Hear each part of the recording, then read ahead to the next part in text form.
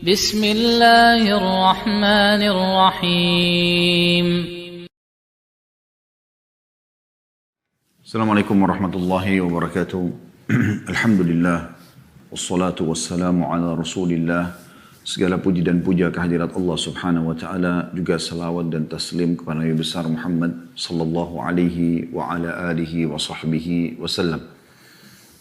Pertama-tama tentu saya mengucapkan selamat bergabung teman-teman yang di bawah bimbingan Dr. Bilal Philips, dan salam saya secara khusus kepada beliau dari Qatar, dan juga seluruh teman-teman yang bergabung di medsos kita. Pada kali ini tema kita bukan kajian kitab tetapi kajian umum, yaitu masalah menuntut ilmu dan memaksimalkan media sosial. Teman-teman sekalian, tentu tidak asing kalau kita bicara masalah menuntut ilmu ini. Yang paling baik, kita akan memulai dengan janji Allah dan Rasulnya, dan juga dalil-dalil yang menjelaskan tentang perintah untuk menuntut ilmu. Yang di zaman kita sekarang ini banyak sekali di antara generasi muda, bahkan kita bisa bahasakan mayoritasnya, baik yang muda ataupun tua dari kalangan kaum muslimin, laki-laki ataupun perempuannya, itu yang jauh sekali dari ilmu syar'i. Seakan-akan ilmu syar'i itu bukan sebuah kebutuhan. Dia hanya sekedar pelengkap hidup.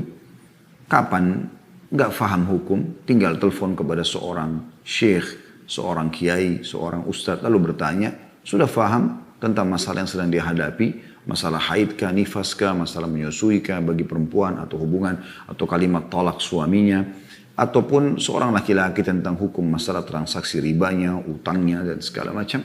Selesai, bagi dia tutup, dia sudah tahu. Dan setiap saat bagi dia, dengan adanya telepon, bisanya konsultasi, maka cukup bagi saya.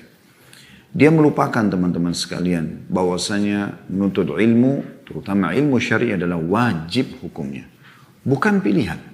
Sabda Nabi SAW yang masyhur, talabul ilmi faridatun ala kulli muslim.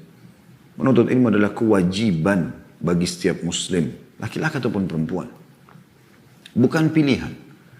Ulama menjelaskan bahwasanya menuntut ilmu syar'i ini lebih dibutuhkan daripada makanan pada saat lapar, minuman pada saat haus, tempat tidur pada saat akan tidur, pergaulan, dan segala macam hal. Karena ilmu syar'i ini akan memberikan panduan kepada kita mana minuman, mana makanan, mana minuman, mana pakaian, mana tempat tidur, mana pergaulan, mana pendapatan yang boleh dan tidak boleh. Sehingga Anda tidak salah, dan selama Anda hidup di muka bumi, detik-detik hidup Anda bermakna. Karena orang yang mengikuti syariat Allah subhanahu wa ta'ala akan punya makna. Yang kita luput ya, adalah keutamaan ilmu itu bukan hanya sekedar untuk dipelajari, tapi untuk direalisasikan dalam kehidupan sehari-hari. Maukah Anda, teman-teman sekalian, menjadi orang yang diinginkan kebaikan oleh Allah subhanahu wa ta'ala kepadanya? Tentu Anda kalau punya sedikit dari keimanan dalam hati, Anda akan mengatakan iya.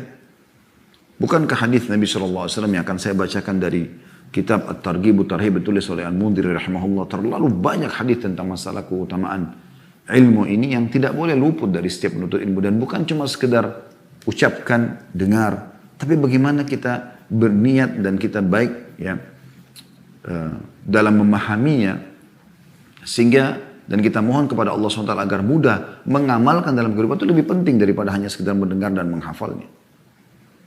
Dan juga sebelum saya masuk ke dalam poin pertama dari bahasan kita ini, yaitu masalah keutamaan ilmu dulu, dan ini tidak akan pernah luput harusnya dari setiap muslim. Sekali lagi, bukan hanya sekedar mendengar dan menghafalkan, tapi bagaimana kita minta kepada Allah subhanahu wa ta'ala agar mudah kita realisasikan praktek yang penting. Ini juga bisa Anda tarik kepada semua lini ibadah. Anda ingin rajin sholat malam, Anda ingin rajin bersedekah, Anda ingin rajin mengerjakan ibadah apa saja. Yang paling pertama Anda lakukan, ini saran kami dan ini yang saya terapkan, adalah mengetahui apa yang Allah janjikan. Fadilah kalau dalam bahasa agama kita sering disampaikan oleh para guru-guru kita, fadilah. Kita tahu dalam misalnya kitab Riyadhus Shalihin Imam Nawawi rahimahullah semua disebutkan fadilah, fadilah salat duha, fadilah salat malam, fadilah salat qabliyah, fadilah sedekah, fadilah bakti sama orang tua, fadilah ini, fadilah itu. Ini semua adalah motivasi. Janji Allah Subhanahu wa taala dalam ibadah yang sedang kita kerjakan. Insya Allah dari situ akan ada pondasi yang kuat untuk Anda mau mengerjakannya. Begitu juga kalau Anda sedang mengerjakan sebuah kesalahan di mana Allah Azza wa Jalla melarang perbuatan tersebut, maka cara yang paling pertama untuk meninggalkan, baca ancaman Allah di situ. Baca ancaman Allah di situ. Apa ancaman Allah kalau Anda sedang berzina, Anda sedang berbohong, Anda sedang riba, Anda sedang melakukan dosa apapun. Itu akan menjadi pondasi yang sangat kuat untuk membuat Anda meninggalkan perbuatan-perbuatan tersebut. Berapa banyak perbuatan dosa yang kita kerjakan karena kita tiba-tiba membaca sebuah ayat, sebuah hadis yang menyinggung masalah hal tersebut. Atau mungkin perkataan para salafus saleh, perkataan para ulama, ya, kisah-kisah nyata yang akhirnya membuat kita tergugah dan kemudian kita meninggalkan. Begitu juga dengan berapa banyak ayat-ayat Al-Quran dan hadis-hadis Nabi SAW disampaikan dalam sebuah pengajian dan akhirnya ternyata membuat atau memotivasi kita mau mengerjakannya. Bahkan teman-teman sekalian tidak menjadi bukan lagi menjadi rahasia umum ya, bahwasanya sering kali kita mendengarkan sebuah hadis atau sebuah perintah dalam syariat. Itu setelah kita dengarkan yang ketiga, yang keempat, yang ke-10, bahkan mungkin yang ke-20. Bahkan mungkin ada orang sudah dengar sekian tahun baru dia bisa terapkan. Jadi bukan hanya sekedar mendengarkan sekali atau dua kali. Kita kembali ke masalah kita. Dalam kitab Targhib Tarhib, dan kebetulan saya ambil dari Sahih At-Targhib Tarhib yang sudah ditulis oleh Al-Mundri, kemudian ditelusuri hadisnya oleh Albani rahimahumullah semuanya. Hadis yang paling pertama beliau angkat adalah bagaimana menyadarkan setiap menuntut ilmu agar mereka mau ya selalu istiqamah, karena kalau dia melakukan itu sehingga dia bisa faham agama, berarti Allah inginkan kebaikan buat dia. Anda pun yang hadir di majelis ini, termasuk saya pun yang menyampaikan ini, berarti Allah sedang menginginkan kebaikan buat kita. Karena kita ingin jadi mau mendengarkan, mau duduk saja meluangkan waktu, itu adalah sebuah hal yang luar biasa. Perhatikan hadis demi hadis teman-teman sekalian. Hadis yang pertama diangkat oleh beliau di dalam kitab Ilm, tepatnya urutan 67 dari awal kitab ini sebenarnya. Tapi hadis pertama beliau mengangkat adalah sabda Nabi SAW yang mulia, diriwayatkan Bukhari, Muslim dan Ibnu Majah, "Man yuridillahu bihi khairan yufaqihu fid din." Renungi baik-baik, bukan hanya sekedar dengar. Anda mungkin sudah sering mendengarkan hadis ini. Kata Nabi SAW, siapa atau barang siapa yang dikehendaki Allah kebaikan padanya, niscaya Allah akan memahamkan agama padanya. Artinya kalau kita duduk seperti ini, berarti Allah sedang inginkan kebaikan buat kita. Sebagian salaf berkata, kalau Allah memudahkan lisan seorang hamba beristighfar, berarti Allah sedang ingin mengampuninya. Kalau Allah memudahkan seseorang untuk berdoa, maka Allah ingin mengijabahnya. Apapun yang sedang Allah mudahkan Anda mengerjakan, berarti Allah akan menerima dari Anda. Dengan izin Allah SWT, Anda tinggal ikuti syarat dan rukunnya saja. Maka insya Allah dengan izinnya kita harus yakin Allah akan memberikan kepada kita. Tidak boleh ada keraguan terhadap janji Allah Subhanahu Wa Taala. Kita boleh merasa khawatir kalau ada kekurangan, tapi tidak boleh ragu apakah Allah terima atau tidak. Karena memang Anda bekerja di satu perusahaan, kenapa Anda begitu yakin Anda akan terima gaji? Padahal itu adalah manusia. Sementara Allah, innallaha la yukhliful mi'ad, Allah tidak akan pernah pungkiri janjinya. Perkataan sebagian salaf dari para sahabat dan tabi'in ridwanullahi alaihim tentang masalah, kalau seandainya amalku pasti diterima satu seperti perkataan Ibnu Umar, maka aku akan berterima kasih atau bersyukur kepada Allah SWT. Ini bukan berarti beliau ragu tentang Allah akan terima. Tapi beliau menjadikan itu sebagai motivasi agar beliau selalu semangat mengerjakan ibadah. Tapi pada asasnya orang mukmin tidak ragu. Berdoa saja kita tidak boleh ragu. Kata Nabi SAW, berdoalah pada Tuhan kalian dalam kondisi kalian yakin diterima doa kalian. Karena Allah tidak akan terima doa dari hati yang lalai. Udu rabbakum muqinuna bil ijabah. Fa inna Allah la yaqbalu du'a min qalbin ghafil. Jelas hadisnya. Maka renungi teman-teman sekalian, kalau ada keinginan Anda untuk duduk, ya, belajar agama, berarti Allah sedang memberikan kebaikan buat Anda. Hadis yang selanjutnya, beliau mengangkat sabda Nabi SAW dan hadis ini disahihkan juga oleh Syekh Albani, tepatnya riwayatnya Hasan li ghairihi ya, diriwayatkan oleh Tabarani dalam Mu'jam al-Kabir, bahwasanya Nabi SAW bersabda, ya ayuhan nas, Innamal ilmu bitta'allum wal fiqhu bittafaqquh. Wa man yuridillahu bihi khairan yufaqihu fid din. Wa dan beliau membaca firman Allah SWT, innama yakhshallaha min ibadihi ulama. Wahai manusia, ilmu itu hanya didapatkan dengan belajar. Gak ada orang lahir tiba-tiba tahu. Harus belajar. Nanti akan kita singgung insya Allah beberapa sikap para salafus saleh dalam menuntut ilmu. Luar biasa mereka bermuamalah itu. Dalam ilmu itu. Fikih itu dengan tafaqquh. Faham agama ini, tahu halal haram dengan belajar, dengan duduk, lalu merenungi, mempelajari, menghafal, mencatat. Ya. Dan barang siapa yang dikehendaki Allah kebaikan padanya, niscaya Allah akan memahamkan agama padanya. Lalu beliau membaca firman Allah SWT surah Fatir ayat 28, sesungguhnya yang takut kepada Allah di antara hamba-hambanya hanyalah ulama. Artinya kalian akan sampai pada tingkat ulama kalau kalian terus menuntut ilmu. Hadis selanjutnya, sabda Nabi SAW, saya tidak butuh terlalu banyak mensyarah hadis-hadis ini. Hadis ini sudah sangat masyhur teman-teman sekalian. Cuma yang saya inginkan bagi diri saya dan teman-teman sekalian, bagaimana realisasinya. Praktekkan dalam kehidupan.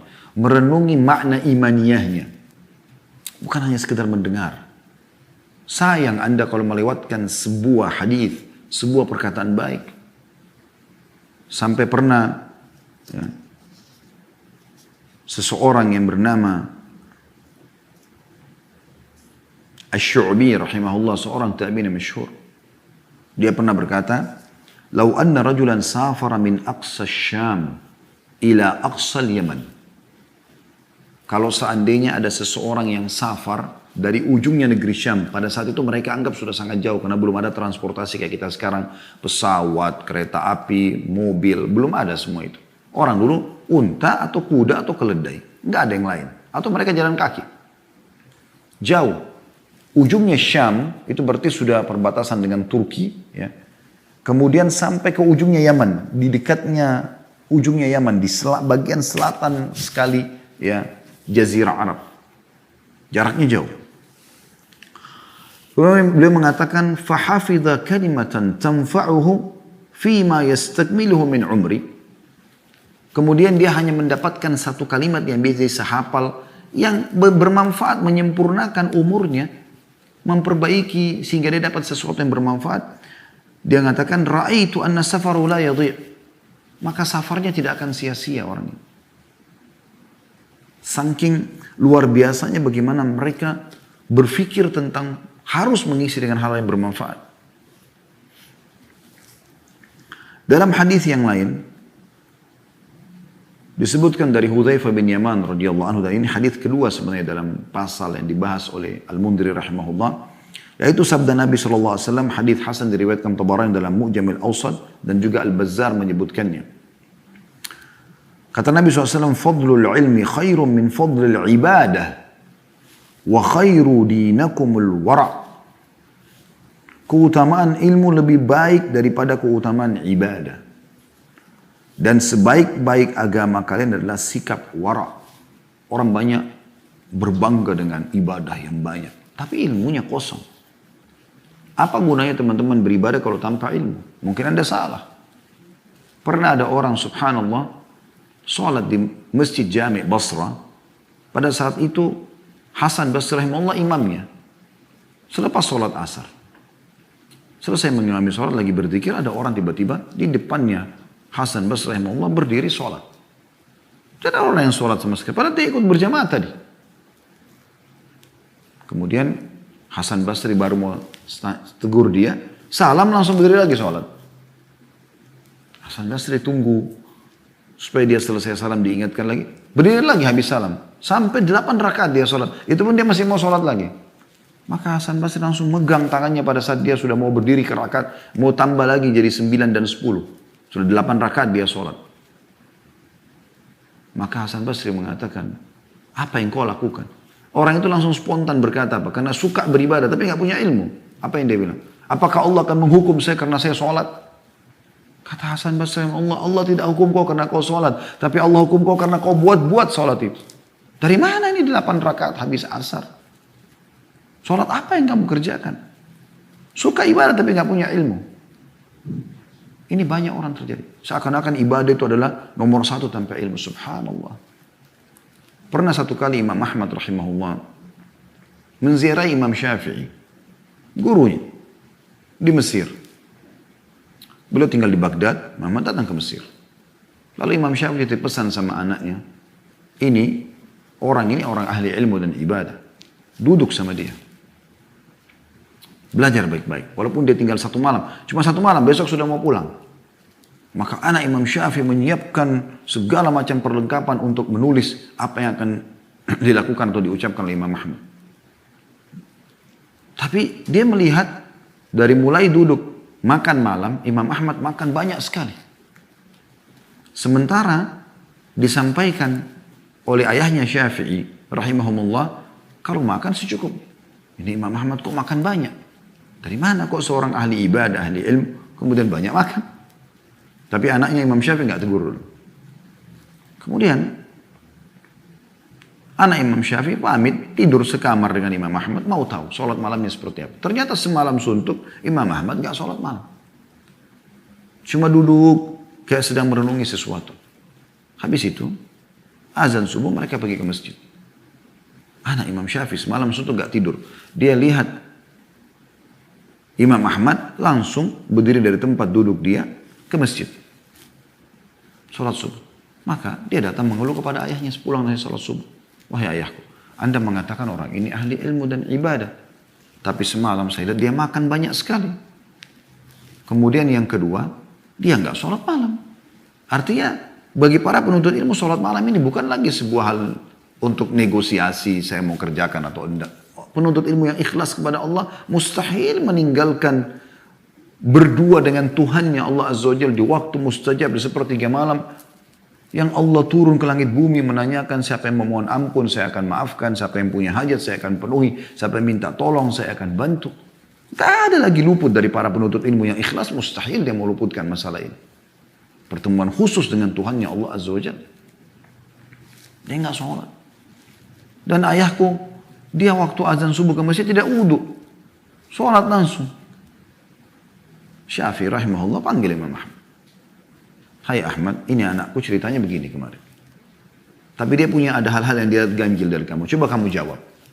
Kata Imam Ahmad, silahkan. Kata anaknya, Anda semalam makan banyak. Sementara yang saya dapatkan dari ayah saya, tidak ada anjuran untuk makan banyak. Maka Imam Ahmad mengatakan, saya mengetahui sumber pendapatan ayahmu halal. Maka saya memperbanyak mengkonsumsi yang halal. Bukan berarti berlebihan ya. Tapi Imam Ahmad makan dengan sangat lahap. Bukan juga berlebihan. Karena beliau menganggapnya adalah rezeki halal. Mungkin besoknya mungkin Imam Ahmad tidak makan lagi karena kenyang dan seterusnya. Tapi yang jelas ini sebuah penilaian tersendiri karena punya ilmu. Baik, sudah terjawab. Karena rezeki halal, beliau makan lebih sedikit dibandingkan yang biasanya. Terus kemudian yang kedua, Anda tidak sholat malam. Kata Imam Ahmad, semalaman saya sedang merenungi hadis Nabi SAW. Dan saya sedang mengeluarkan faedah-faedah dari hadis itu semalam suntuk. Dari sebuah hadis. Maka saya tersibukkan dengan ilmu, maka saya meninggalkan sholat malam. Sementara untuk ilmu adalah wajib dan sholat malam sunnah. Perhatikan bagaimana pemahamannya. Maka bukan berarti beliau buang-buang waktu umum, tidak, lagi sedang merenungi sebuah hadis dan butuh konsentrasi, ya, fokus untuk mengeluarkan faedah-faedah dari hadis tersebut. Kalau saya tidak salah ya, ini mudah-mudahan tidak salah, tapi seingat saya hadis itu adalah tentang masalah Muawiyah radhiyallahu anhu. Yang kata Nabi SAW, ya, Allah tidak mengenyangkan perutnya, harus semacam hadis itu ya. Intinya Imam Ahmad menuntut ilmu dan meninggalkan sholat malam karena menganggap ilmu lebih penting. Kemudian yang ketiga, kata anak Imam Syafi'i, Anda pergi ke masjid tidak wudhu, dan sholat subuh tidak wudhu. Kata Imam Ahmad, saya dari Isya masih punya wudhu, dan saya tidak batal wudhu saya sampai subuh. Lalu saya tidak usah wudhu, saya tinggal sholat saja. Maka Imam Syafi'i tersenyum kepadanya sambil mengatakan, bukankah sudah saya katakan kepadamu. Artinya teman-teman sekalian, coba renungi bagaimana orang kalau punya ilmu, dia melakukan itu dengan ilmu, dan dia tahu mana yang lebih utama. Ini yang kita sayangkan sekali, banyak orang luput dari itu. Yang penting bagi dia ibadah, gitu kan? Walaupun tidak berdasarkan ilmu, nggak mungkin ini. Kemudian Juga beliau mengangkat hadis Nabi alaihi salatu wassalam. Ya. Hadis ini hadis yang sahih riwayat Muslim, Abu Dawud, Tirmidzi, An-Nasai, Ibnu Majah, Ibnu Hibban, Al-Hakim. Dari Abu Hurairah radhiyallahu anhu bahwasanya Nabi SAW bersabda, "Man naffasa an mu'minin kurbatan min kurabid dunya, naffasallahu anhu kurbatan min kurabi yaumil qiyamah."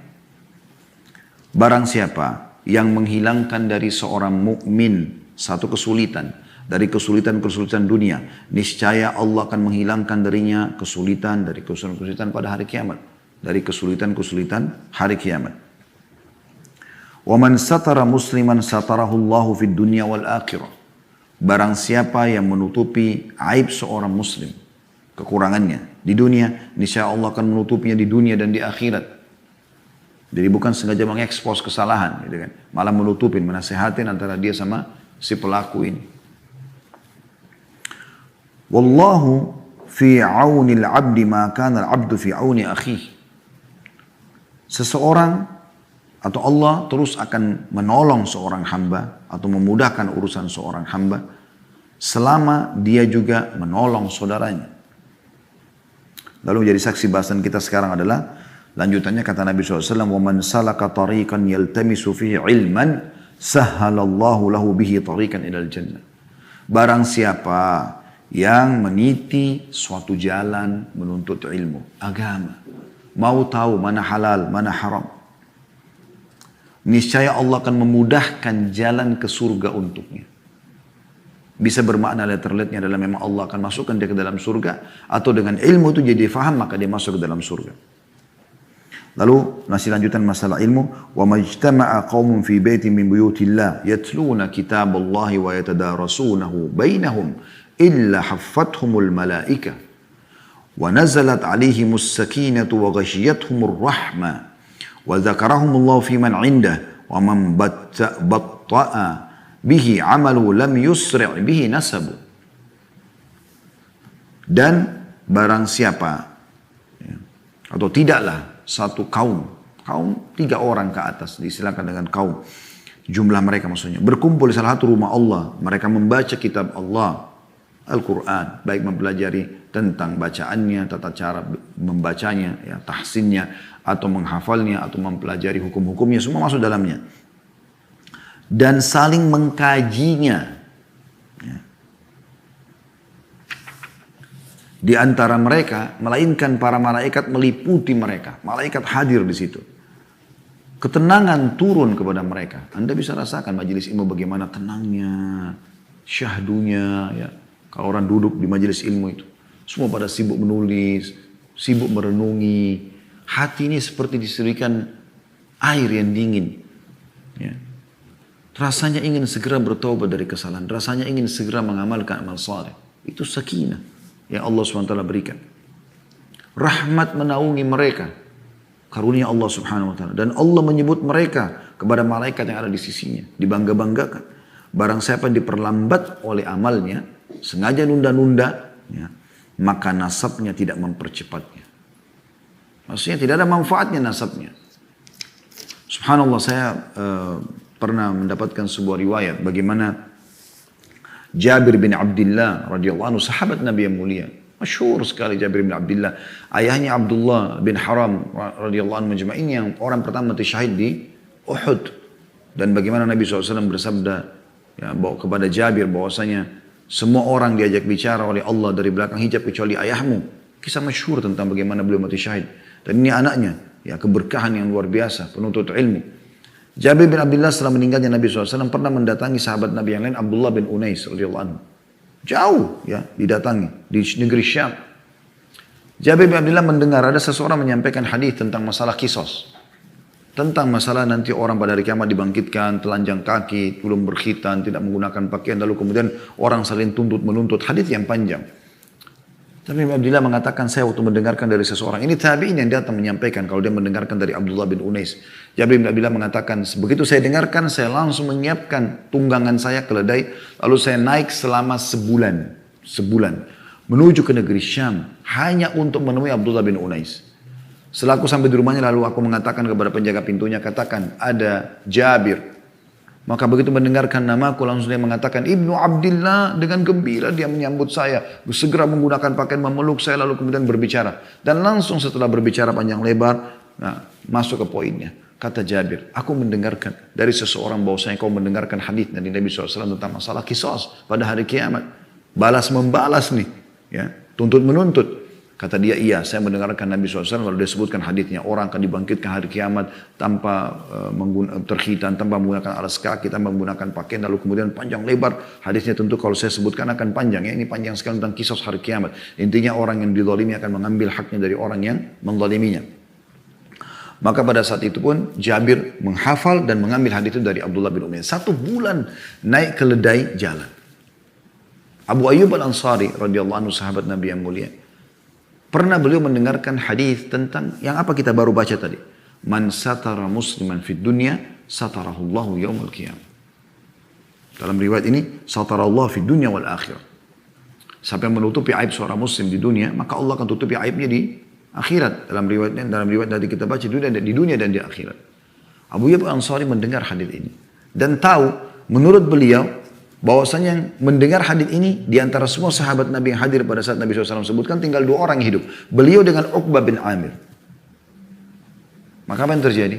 Abu Ayyub Al-Ansari dari Madinah radhiyallahu anhu naik keledainya pergi ke Mesir. Jauh pada saat itu teman-teman tidak ada keamanan. Tidak ada, luar biasa sulitnya gitu. Maksudnya bukan tidak ada keamanan dalam arti kata orang selalu celaka, tidak. Tapi orang pada saat itu keluar, Anda bisa bayangkan ya, naik keledai atau naik unta atau naik kuda.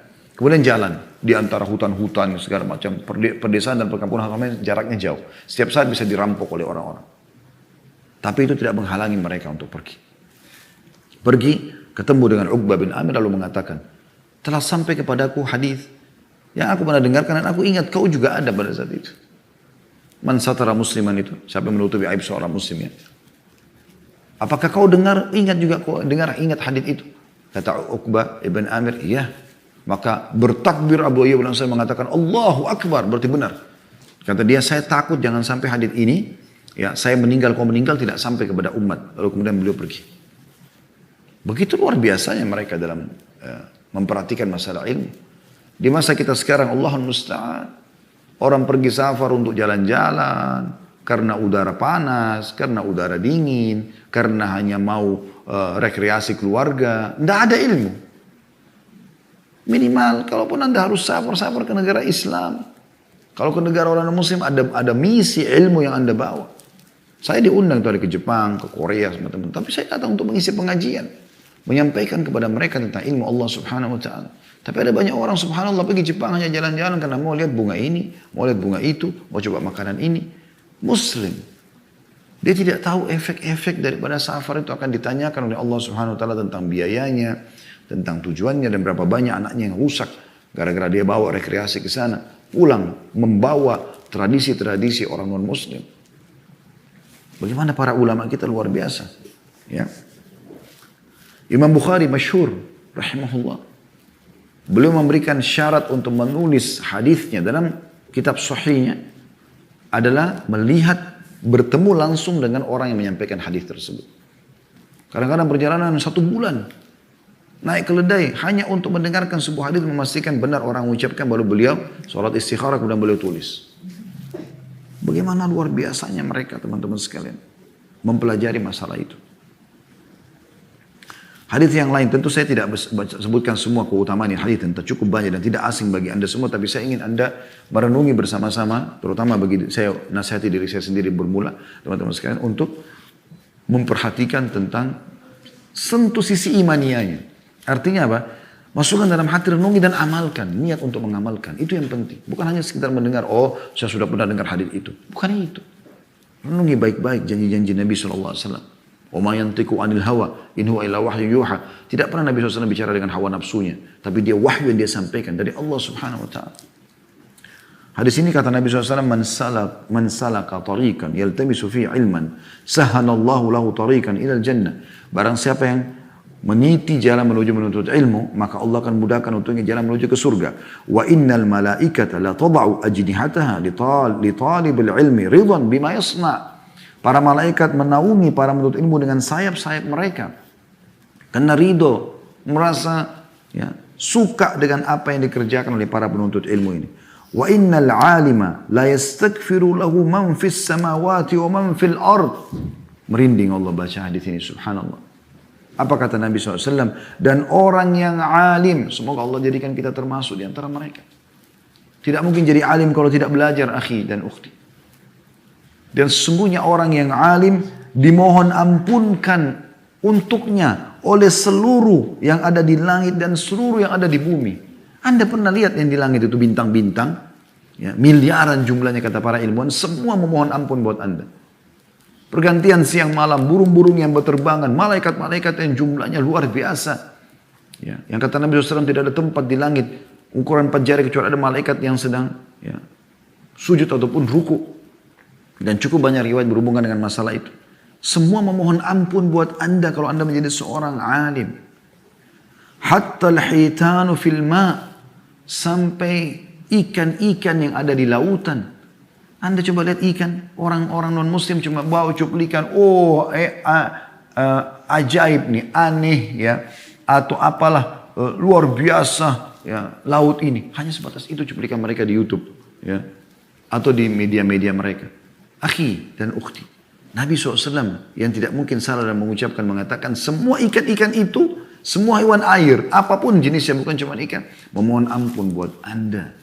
Kalau Anda menjadi seorang alim, jadikan ini target hidup kita.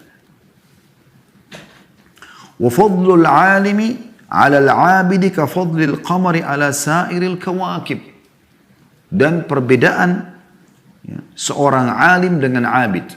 Orang yang punya ilmu, tentu dia mengamalkan. Dengan orang yang abid, suka ibadah tapi nggak ada ilmunya ini.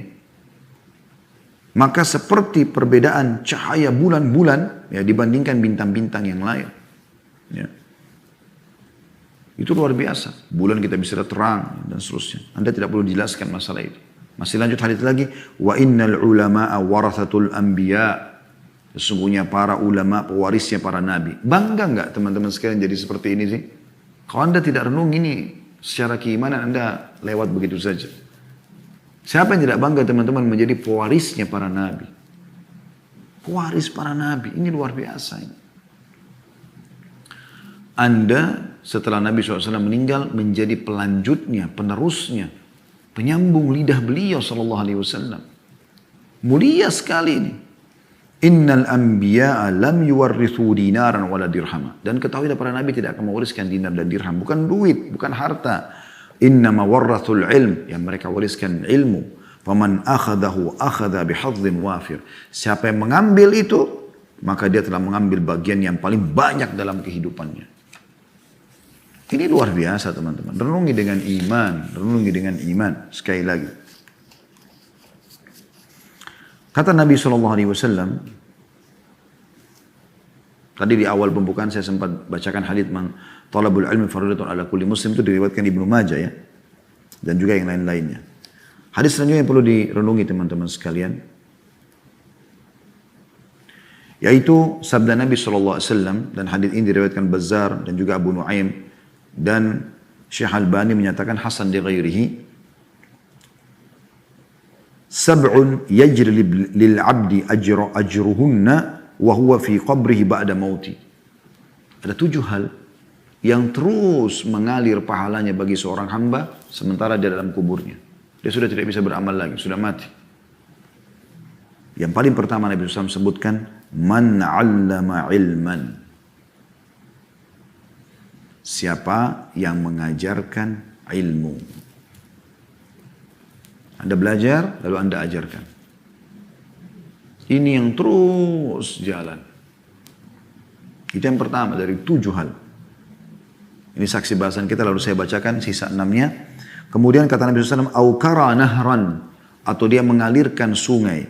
Au hafara bi'ran, atau dia menggali sumur, sehingga dipakai airnya oleh orang-orang.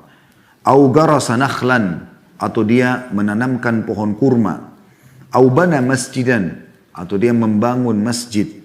Au warratha mushafan, atau dia mewariskan mushaf. Dia memberikan kepada orang, membagi-bagikan. Banyak program bagi-bagi Quran sekarang. Au taraka waladan yastaghfiru lahu ba'da mauti, atau dia tinggalkan anak yang memohon ampun untuknya setelah dia mati. Hadis selanjutnya sabda Nabi SAW dengan sanad hasan, dan ini diriwayatkan oleh Tirmidzi, Ibnu Majah dan Al-Baihaqi. Kata Nabi SAW, ad-dunya mal'unah, mal'unun ma fiha illa dzikrullah wa ma walah wa 'aliman wa muta'alliman. Anda akan aman, safe di sisi ini. Lihat, dunia dilaknat, diangkat berkahnya, tidak akan pernah cukup bagi Anda. Bisa terganggu setiap saat dengan segala macam masalah. Dan apa yang terdapat padanya pun dilaknat. Kecuali zikir kepada Allah. Dan apa yang dia cintai, maksudnya Allah cintai. Dan seorang alim yang berilmu dan muta'allim, para penuntut ilmu. Ini yang paling aman. Paling enak. Kemudian saya ingin tutup di poin pertama ini teman-teman sekalian karena melihat waktu. Ya. Yaitu sikap Abu Hurairah radhiyallahu anhu. Saya langsung masuk. Kalau ini urutan ke-17 sebenarnya hadis ditulis oleh Mundri dalam pasal ini ya. Hadis 83 urutannya dari awal kitab beliau. Abu Hurairah radhiyallahu anhu annahu marra bisuqil Madinati fawaqafa 'alaiha faqal. Suatu waktu beliau pernah jalan di pasar Madinah, kemudian beliau berdiri di pintu gerbang pasar itu, lalu beliau berkata, "Ya ahlas suq, wahai penghuni pasar ini, ma'ajazakum, betapa lemahnya agama kalian." Sebenarnya bisa juga bermakna betapa ruginya kalian. Dan saya melihat Allah alam makna ini lebih tepat ya, betapa ruginya kalian. Qalu wa ma dzaka ya Abu Hurairah? Memang apa yang Anda maksudkan wahai Abu Hurairah? Qala dzaka mirasu Rasulillah sallallahu alaihi wasallam yuqsam wa antum hahuna ala tadhhabuna fata'khuduna nasibakum minhu. Sesungguhnya warisan Rasulullah SAW sedang dibagi-bagikan sementara kalian masih di sini. Mengapa kalian tidak pergi ke sana untuk mengambil jatah kalian darinya? Mendengar warisan di otak orang-orang di pasar ini harta. Qalu wa aina huwa? Mereka serentak berkata, di mana itu? Qala fil masjid. Di masjid beliau sallallahu alaihi wasallam. Fa kharaju sira'an, maka mereka berlomba-lomba dengan cepat. Bergerumun lari segera ke masjid mendengar ada warisan sedang dibagi. Wa waqafa Abu Hurairah lahum hatta raja'u. Dan Abu Hurairah tetap di situ menjaga barang mereka sampai mereka kembali. Jadi dibiarkan saja oleh Abu Hurairah radhiyallahu anhu. Faqalu lahum ma lakum? Setelah mereka kembali, Abu Hurairah bertanya, ada apa dengan kalian? Faqalu ya Abu Hurairah, qad atayna al-masjid fadakhalna fihi falam nara fihi syai'an yuqsam. Kami masuk ke dalam masjid, maksudnya masjid Nabi SAW, dan kami tidak menemukan ada sesuatu yang dibagi-bagi. Faqala lahum Abu Hurairah, ma ra'aitum fil masjid ahada? Maka Abu Hurairah bertanya lagi, apakah kalian tidak menemukan siapapun di dalam masjid? Qalu bala, ya kami temukan. Ada orang-orang di masjid. Ra'ayna qauman yusallun, kami menemukan ada orang-orang yang sedang sholat. Wa qauman yaqra'una al-Qur'an, dan sebagian lagi membaca Al-Qur'an. Wa qauman yatadzakaruna al-halal wal haram, dan sebagian lagi mempelajari tentang hukum halal dan haram. Faqala lahum Abu Hurairah, maka Abu Hurairah pun mengatakan, waihakum, sungguh celaka kalian ini ya. Fadzaka mirasu Muhammadin sallallahu alaihi wasallam, itulah warisan Nabi Muhammad sallallahu alaihi wasallam.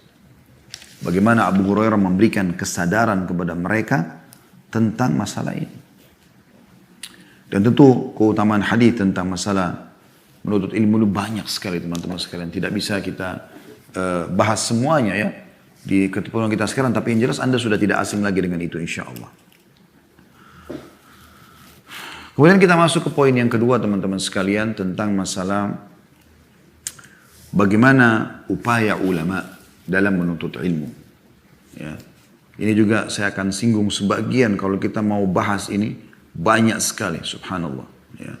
Abu Mas'ud Abdurrahim Al-Haji berkata, aku mendengarkan Abu Tahir yaqul atau berkata, saya langsung terjemahkan saja karena ini cukup banyak, ya. Bahwasanya aku menuntut ilmu hadis 2 kali. Sekali di Baghdad dan sekali di Mekah. Dan aku jalan tanpa menggunakan alas kaki di cuaca yang sangat panas. Dan itu membuat atau tidak menghalangiku untuk menuntut ilmu. Dan aku tidak pernah menunggangi satu tunggangan pun dalam menuntut ilmu hadis. Aku pun memikul buku-bukuku di atas punggungku. Dan aku tidak pernah minta tolong kepada seseorang dalam menuntut ilmuku ini. Dan aku coba hidup dalam keadaan tersebut. Maksudnya adalah bagaimana beliau menggambarkan tentang luar biasa mereka dalam menuntut ilmu itu. Abdurrahman ibn Abi Hatim masyhur rahimahullah berkata, kami pernah di Mesir untuk menuntut ilmu selama 7 bulan. Kami belum pernah memakan selama 7 bulan itu sesuatu yang berkuah. Artinya makanan kering semua.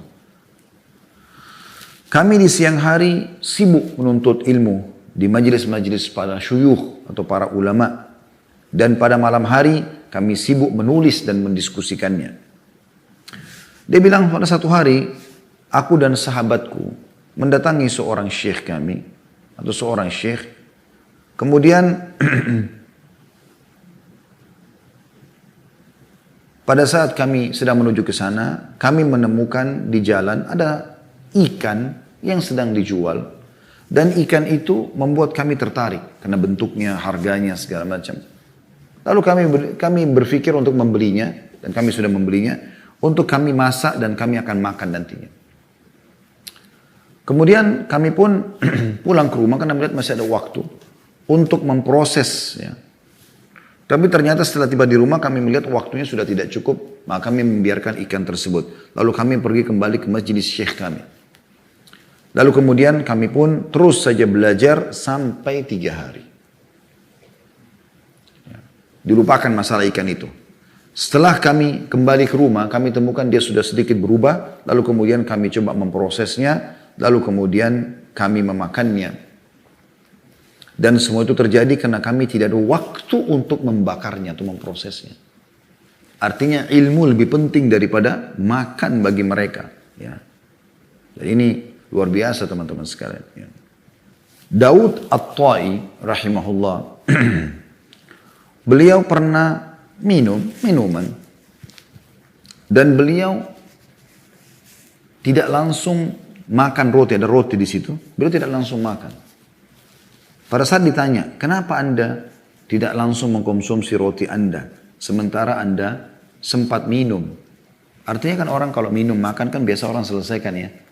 Maka beliau menjawab apa? Ini kalimat luar biasa. Beliau mengatakan, karena aku menyisipkan di antara minum dan makanku 50 ayat Al-Quran. Ini luar biasa gitu. Bagaimana mereka luar biasanya dalam menuntut ilmu itu. Imam Ahmad rahimahullah dinukil beliau, memang ini tekanan dari ibunya awalnya ya, tapi Imam Ahmad rahimahullah walaupun tekanan dari ibu, dia pun sebagai bakti sama ibunya dan dia juga menyukai ilmu tersebut. Beliau punya peluang untuk ya, bekerja menjadi seorang pengusaha. Pada saat itu Baghdad dipenuhi dengan banyak sekali orang yang berdagang. Pasar-pasar Baghdad masyhur karena pada saat itu ibu kota daripada dinasti Abbasiyah di tahun 170-an pada saat itu ya. Tentu Abbasiyah bermula dari tahun 132 Hijriah setelah runtuhnya dinasti Umayyah. Tapi di masa Imam Ahmad ini sekitar 170 ya, 170-an lah ya. Masa kerajaan dipegang oleh Harun al-Rashid rahimahumullah semuanya. Imam Ahmad rahimahullah Tidak ada harta yang beliau miliki sama ibunya kecuali sebuah toko yang ayahnya tinggalkan. Kemudian beliau pun coba untuk ya menyewakan toko tersebut. Pamannya orang kaya, adik ayahnya, tapi dia selalu menolak kalau mau dibantu. Beliau tidak pernah mau bantuan biasa saja kecuali beliau bekerja gitu. Ringkas cerita teman-teman sekalian, beliau terus saja membagi antara mencari penyewa kontrakannya dengan menuntut ilmu. Bahkan kadang-kadang karena dia harus menunggu siapa tahu ada yang mau ngontrak atau datang orang yang mau ngontrak, maka dia terlambat dari majelis sebuah ilmu. Maka dia merasa kehilangan luar biasa Imam Ahmad. Sampai satu waktu datang pengontrak di tokonya dan beliau fokus menuntut ilmu. Dan tidak ada satupun syekh yang beliau tinggalkan di Baghdad. Semuanya didatangi. Dari pagi sampai malam. Dari pagi sampai malam. Di pagi hari beliau menuntut ilmu, mulai keluar pamit dari ibunya. Sampai malam beliau pulang istirahat sebentar lalu kemudian beliau bangun. Setelah sholat malam beliau sibuk menulis apa yang beliau sudah pelajari. Terus aja seperti itu. Tidak pernah ada berhenti waktu jeda di mana beliau atau orang-orang ini menyisipkan. Dan sekian banyak teman-teman sekalian kisah tentang para ulama-ulama kita. Tidak jarang mereka itu memang sengaja seperti saya kasih contoh-contoh di awal. Mereka keluar menuntut ilmu dengan perjalanan yang jauh hanya mengambil sebuah hadis. Ya. Perjalanan hidup mereka bertahun-tahun. Saya ingin mempertemukan ini teman-teman sekalian dengan keadaan kita sekarang. Sebelumnya saya coba buat renungan dulu begini. Di zaman dulu, Kaisar Romawi ya, itu dicemburui oleh raja-raja dunia karena terkenal, salah satu yang terkenal dia, banyak yang terkenal, tapi salah satu yang terkenal adalah tadi kenikmatan dunia. Ada orang-orang di antara mereka di bawah kekuasaan dia yang mampu membuatkan dia bulu hewan ya, yang disatukan menjadi kipas yang besar. Sehingga di kiri kanannya dia ada dayang-dayang yang mengipaskan kipas itu dan warnanya sangat indah. Sehingga membuat dia merasa sejuk. Belum ada AC pada saat itu kan. Itu dicemburui oleh raja-raja dunia. Apakah Anda tahu teman-teman sekalian sekarang semua kita di rumah kita bisa beli kipas angin. Di Indonesia ada kipas angin harga 50.000 rupiah. Anda bekerja sedikit, angkat batu di bangunan, Anda bisa dapatkan 50.000 rupiah. Berarti alasan untuk panas sudah nggak ada. Anda punya uang sedikit, Anda bisa beli AC. Sekarang menuntut ilmu, saya merasakan Masya Allah di ruangan ini dengan sejuknya. Zaman dulu orang kepanasan. Kalau hujan, masuk hujan. Mereka kalau mau menulis belum punya kertas. Maksudnya belum punya wadah seperti kita. Kebanyakan mereka pakai kulit. Ya. Kita sekarang pulpen. Ada warna merah, ada warna hitam, ada warna biru. Ada penghapus, kita bisa hapus. Zaman dulu orang kesulitan. Kesalahan dicoret. Atau kadang-kadang dia harus buang wadahnya. Karena wadah dipakai kadang-kadang batu atau kayu. Dan sedikit yang bisa ditulis. Kita sekarang bisa atur formnya. Ukurannya besar, ukurannya kecil. Kita sekarang ada laptop. Ada luar biasa. Yang Allah berikan. Kisra dulu. Raja Persia itu. Dia punya kendi dari tanah liat. Pilihan. Itu kalau ditaruh air bisa dingin teman-teman sekalian. Dan itu dicemburui oleh raja-raja dunia di masanya dia. Sekarang, siapa di antara kita yang tidak bisa beli dispenser? Jarang sekali. Ada panas, ada dingin. Tinggal ambil kitab, baca, bisa minum kopi, bisa minum teh, bisa minum dingin kalau mau dingin, sirup kah, susu kah, apa saja. Zaman dulu teman-teman, para ulama salaf kita ini, mereka kalau mau nuntut ilmu itu, sampai ada yang jual bajunya, ada yang jual rumahnya, ya. Ada yang sampai tidak makan berhari-hari demi untuk menuntut ilmu. Yang penting dia bisa dapat ilmu. Ada yang sampai datang duduk di majlis syekhnya walaupun syekhnya tidak datang sampai berhari-hari. Sampai syekhnya datang baru mereka menukil hadis. Sebuah hadis kadang-kadang. Ya. Sekarang subhanallah. Allah SWT mudahkan kita di masa sekarang. Ada AC bisa dingin, ada dispenser bisa minum. Ada kayak sekarang uang ya. Sekarang uang tidak perlu lagi kita bawa cash, tidak perlu khawatir dicuri segala macam. Ada ATM dimudahkan oleh Allah Subhanahu Wa Taala. Bagaimana Qarun Allah gambarkan harus punya sebuah gudang uang yang besar untuk menyimpan. Sekarang kita tidak perlu semua itu. Bahkan Anda mau berbuat amal soleh sekarang, mau bersedekah dari atas ranjangan dan Anda bisa lakukan itu. Tinggal transfer. Tinggal transfer. Di masa kita sekarang saya melihat Allah Azza wa Jalla sedang memudahkan buat kita teman-teman. Jangan disia-siakan. Terlalu banyak kemudahan. Zaman dulu orang nuntut ilmu pakai kuda. Kuda kan juga hewan hidup. Bisa capek. Gitu kan. Bisa mati. Keledai, unta. Jarak jauh. Kita naik kuda sedikit saja. Sudah keringatan teman-teman sekalian. Bagaimana orang jalan berhari-hari. Berbulan-bulan. Anda sekarang ada mobil. Ada motor. Ada pesawat. Ada kereta api. Ada kapal laut. Luar biasa. Dan yang lebih luar biasa lagi kita masuk ke poin yang ketiganya. Ini jadi bahasan kita juga yang kita jadikan sebagai judul kita. Yaitu memaksimalkan medsos yang ada.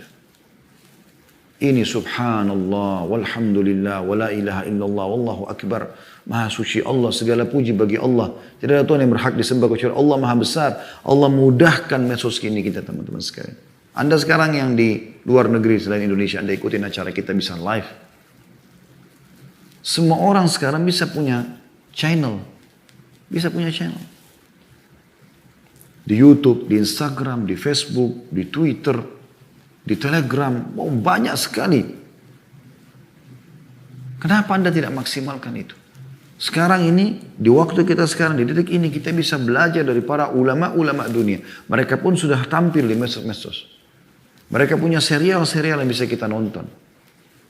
Tapi begitu malesnya kita setelah fasilitas yang Allah SWT berikan. Subhanallah. Ada orang menjadikan cuma sebulan sekali mendengarkan ceramah. Selebihnya semuanya lagu. Lagu. Semuanya permainan-permainan hal yang kosong. Ada orang cuma seminggu sekali. Sehari sekali saja. Itu masih sulit teman-teman sekalian. Saya pernah dapatkan sebuah athar dinukil dari Imam Nawawi rahimahullah. Beliau menuntut ilmu dari 13 guru setiap harinya. 13 guru dengan bahasan 13 kitab yang berbeda. Subhanallah, beliau meninggal 40 tahun atau kurang dari itu umurnya. Luar biasa karya ilmiah. Karya ilmiahnya luar biasa. Allah berikan keberkahan. Sampai beliau pun tidur, pernah dinukil ya kisahnya itu sambil berdiri kadang-kadang. Pegang buku, ya kitab, sambil tidur satu kakinya nyender di tembok dengan pundaknya dan satu lagi ya berdiri menopang tubuhnya. Yang satu kakinya dilipat untuk menyandar di tembok. Kalau beliau terbangun langsung baca kitab. Saking luar biasanya mereka mengejar keutamaan ilmu itu. Itu luar biasa teman-teman. Ya. Kenapa teman-teman tidak tunggangi medsos yang ada? Anda yang sudah punya ilmu, Anda bisa punya medsos, Anda bisa menyampaikan ilmu itu tersebut. Anda kalau belum punya ilmu baru mau belajar, masuk ke medsos-medsos para ulama-ulama kita. Belajar dari mereka, dengarkan dari mereka. Sulitnya apa teman-teman sekalian lagi jalan, pakai headset, dengarkan ceramah.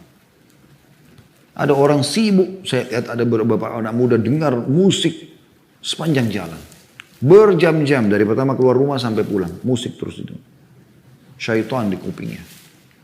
Kenapa Anda tidak lakukan seperti itu? Lagi naik sepeda, olahraga, lagi naik motor, lagi di mobil. Dengarkan ceramah, akhi dan ukhti. Dengarkan ceramah.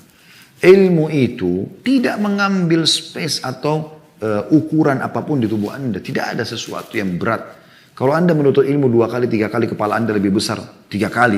Mungkin sudah kita 10 kali menuntut ilmu, sudah kepala kita sebesar building. Gak ada. Makin banyak Anda mengambil, tidak ada tempatnya yang diambil space, tidak ada sesuatu. Ilmu akan membuat Anda lebih dewasa, lebih dermawan, ya, lebih baik, ya, lebih bakti, lebih semua. Bahkan yang luar biasa Anda jauh dari keburukan. Anda tidak akan menjerumuskan diri Anda berkeburukan dan tidak akan mengganggu orang lain. Maka akan tersebar kebaikan di muka bumi ini. Saya ingin masuk ke poin penting teman-teman sekalian dalam masalah ini.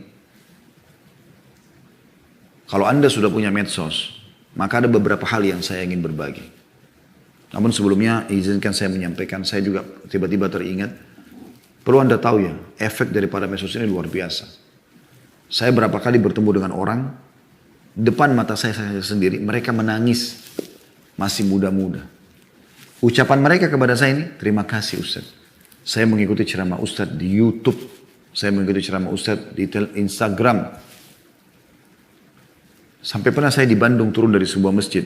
Itu di masjid besar, jami' pernah tablik akbar. Setelah jemaah bubar semua, saya keluar. Ada satu anak muda nunggu di tangga. Di bawah. Sekali, saya turun. Begitu saya turun mau menuju kumpul, saya ke kanan, dia ke kanan. Saya kira dia kayak menghadang saya. Terus saya tanya, ada apa akhi? Langsung dia bilang sama saya, Ustaz, boleh nggak saya peluk Ustaz? Tentu ini laki-laki ya. Saya bilang, ya silakan. Begitu saya peluk dia, dia nangis terisak-isak. Terisak-isak kayak orang yang luar biasa nangis. Terseduh-seduh gitu ya. Terus saya tenangkan, tenang akhi, tenang. Kenapa? Dia bilang, Ustaz terima kasih. Dia. Saya berubah justru karena dengar ceramahnya Ustaz. Saya sendiri merinding pada saat itu. Subhanallah, saya tidak pernah kenal orang ini. Saya tidak pernah tahu dia. Bagaimana Allah Azza wa Jalla menyampaikan dari media yang ada ini, mempermudah untuk sampai kepada akhi yang jauh di Bandung sana. Lumayan dari sini, dari Jakarta bisa 2-3 jam ke sana naik mobil dengan adanya tol yang baru ya. Kalau dulu mungkin bisa 5-6 jam. Kemudian dia bilang sama saya, sambil dia menangis, dia mengatakan, orang sampai mengira saya gila Ustaz. Saya berubah total. Dari orang yang tidak kenal Allah, tidak sholat, saya berubah. Kemudian setelah itu dia bilang, bukan cuma itu Ustaz. Dia bilang, saya baru saja menikah. Sambil dia nangis nih, sambil dia tertawa subhanallah. Setelah itu dia tertawa, dia mengatakan, saya masih mengingat perkataan Ustaz. Kenapa nggak nikah nih bujang-bujang? Apakah menunggu Dajjal keluar?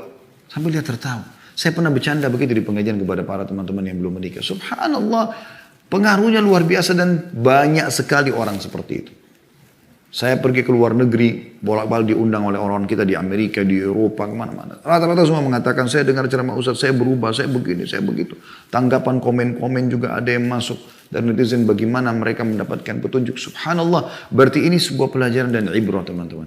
Bahwasanya kita kalau menunggangi medsos ini, untuk kita menuntut ilmu kita dapat manfaat, untuk kita menyebarkan juga ilmu kita dapat manfaat. Berapa banyak orang yang berubah tanpa kita tahu. Subhanallah, itu jadi ajang pahala buat kita. Baik, saya akan tutup teman-teman dengan pentingnya beberapa langkah kalau Anda sudah punya medsos. Yang pertama, ikhlaskan niat karena Allah Subhanahu wa taala. Ikhlaskan niat.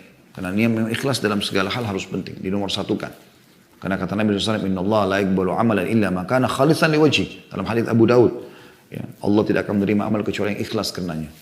Mulai mendaftarkan di medsos, di YouTube, di Instagram, dimanapun Anda coba, mau menyebarkan sebuah kebaikan, maka ikhlaskan karena Allah Subhanahu wa taala. Bukan karena suruhan teman, bukan karena segala macam. Memang karena saya mau ini menjadi ajang pahala buat saya. Karena Anda sudah meninggal pun kalau itu bermanfaat, orang akan tetap nonton insya Allah. Yang kedua teman-teman sekalian, isi dengan konten-konten yang bermanfaat. Bukan sibuk dengan foto-foto pribadi. Ya. Sibuk menyebarkan berita-berita hoax. Ya. Konten yang bermanfaat, akhi dan ukhti. Konten bermanfaat, hadis. Ya. Ayat Al-Quran, dinukil perkataan salaf. Itu yang penuhi semua medsos Anda. Tidak usah yang lain. Nggak perlu yang lain. Ya. Ini penting teman-teman sekalian. Masalah adanya follower, nggak follower itu kuasa Allah Subhanahu wa taala. Nggak usah terlalu dijadikan sebagai target utama. Tapi bagaimana kita berniat untuk menyebarkan kebaikan. Itu sudah luar biasa buat kita sebenarnya. Yang ketiga teman-teman sekalian. Hati-hati dengan iklan yang ada. Dan kami sudah coba, kalau Anda ikuti di Khalid Basalam Official ataupun di Ghazwa TV, itu sudah kami coba angkat di akhir-akhir setiap cuplikan, bagaimana cara membatasi iklan-iklan. Ada caranya sebenarnya. Anda bisa ikutin insya Allah, itu saya tidak usah jelaskan di sini. Anda bisa masuk dan ada settingannya supaya Anda menolak iklan-iklan musik, iklan-iklan khamr, iklan segala macam. Anda boleh batasi itu. Ini juga termasuk. Ya. Jadi jangan membuka diri luar biasa. Saya pernah lihat cuplikan Syekh Abdul Razak, ya, hafizahullah, salah satu ulama yang masyhur kita ikuti sekarang di kota Madinah, Al-Badr, ya. Suku beliau. Syekh Abdul Razak Allah pernah diangkat oleh beberapa ikhwah. Saya lihat cuplikan di YouTube di sebuah channel, ya. Channel ini channel seorang ikhwah. Tapi karena dia tidak mungkin, apakah dia belum tahu cara membatasi iklan atau memang dia memang tidak peduli dengan masalah itu mungkin. Maka pas Syekh Abdul Razak belum ceramah, yang muncul adalah seorang wanita ceramah, nyanyi dan segala macam. Kami pun awalnya dulu tidak tahu masalah itu. Tapi lama-lama kita belajar. Dan akhirnya kita coba batasi. Ternyata ada iklan ini, ada iklan ini. Ini nggak boleh nih, saya jelaskan pada ikhwan. Kemudian kita coba tutup. Dan itu kami masih terbuka kalau misalnya teman-teman ada yang mengikuti channel resmi kami ternyata ada seperti ini, tolong disampaikan. Karena memang ini ada caranya sendiri. Ya. Maka iklan itu dibatasi. Kemudian yang keempat teman-teman, jangan sibuk menanggapi komen-komen netizen. Ini juga penting. Kalau ada yang positif, alhamdulillah. Yang tanggapi negatif sudah alhamdulillah. Tidak ada masalah. Tidak penting buat anda. Yang penting anda benar, anda jalan. Ada orang subhanallah lalai dalam masalah ini. Sibuk dengan apa perkataan netizen yang ada di tanggapan. Kalau anda mengangkat hal yang negatif lain, tapi kalau anda angkat hal yang positif, gak usah peduli teman-teman sekalian. Saya pernah lihat, waktu itu saya biasa ya pribadi kalau merasa butuh tambahan kesegaran iman lagi, saya coba dengarkan tilawah Immatul Haram. Imam-imam haram di Mekah. Yang saya paling suka ada Dr. Yasir Dosari, ada Dr. Abdullah Juhani. Ini masing-masing orang suka tentunya, siapa yang dia suka, tapi ini yang dua orang ini yang saya sering dengar gitu. Satu waktu saya pernah dengar tilawahnya beliau di sholat subuh, Dr. Abdullah Juhani, hafidhahumullah semuanya. Itu Masya Allah tilawahnya luar biasa gitu. Saking asyiknya itu hampir mungkin setengah jam saya ikutin ya, semuanya. Karena ayat cukup panjang dibaca dari awal sholat sampai akhir sholat. Dari azan sampai iqamah ya. Saya ikuti satu rangkap. Kemudian setelah selesai, udah bubar orang sholat subuh gitu kan. Sudah selesai tilawah Al-Quran itu. Dan saya coba lihat kembali channel siapa yang mengangkat ini gitu. Saya lihat di situ ada di jempol atas yang like dan dislike jempol bawah, ada yang dislike di situ. Terus saya tiba-tiba berpikir, subhanallah, orang ini Al-Quran pun tetap di dislike. Al-Quran mereka tolak. Artinya subhanallah, untuk apa anda masuk menonton itu kalau hanya sekedar untuk pencet yang jempol bawahnya. Tapi begitulah teman-teman. Artinya pro kontra itu selalu ada. Jangankan anda, Rasulullah SAW ada orang seperti itu. Jadi jangan peduli dengan itu. Selama anda benar. Kalau anda sibuk dengan komen-komen itu, maka akan jadi masalah buat anda. Ya. Saya pernah subhanallah berbicara, berkeluh kesah sedikit. Maksudnya saya berbicara, berdiskusi sama Dr. Ziyad Abbadi, hafizahullah, guru kami di Jordan. Ada saat beliau mau tabligh akbar di Makassar, saya mengatakan, waktu itu awal-awal juga ya, saya beberapa tahun yang lalu saya sempat mengatakan, ada beberapa tanggapan orang seperti ini, seperti itu. Beliau mengatakan pada saya kalimat, subhanallah, padahal beliau tidak terlalu aktif di medsos ya, tapi beliau mengatakan, ya Khalid, kau mau semua orang begini sama kamu? Gak bakalan. Pasti akan ada orang begini. Padahal sebenarnya ini istilah di YouTube ya, tapi beliau tidak pakai, tidak bukan karena itu. Akan ada orang yang tidak suka ya Khalid. Lalu beliau mengatakan, sesungguhnya buah pohon yang dilempari batu itu yang ada buahnya. Mungkin kamu sekarang sedang berbuah. Maka ada saja orang yang tidak senang. Orang yang tidak senang karena tidak suka dengan Islam. Atau memang karena hasad yang tidak suka dengan masalah itu. Maka tidak usah sibuk dengan komen-komen itu.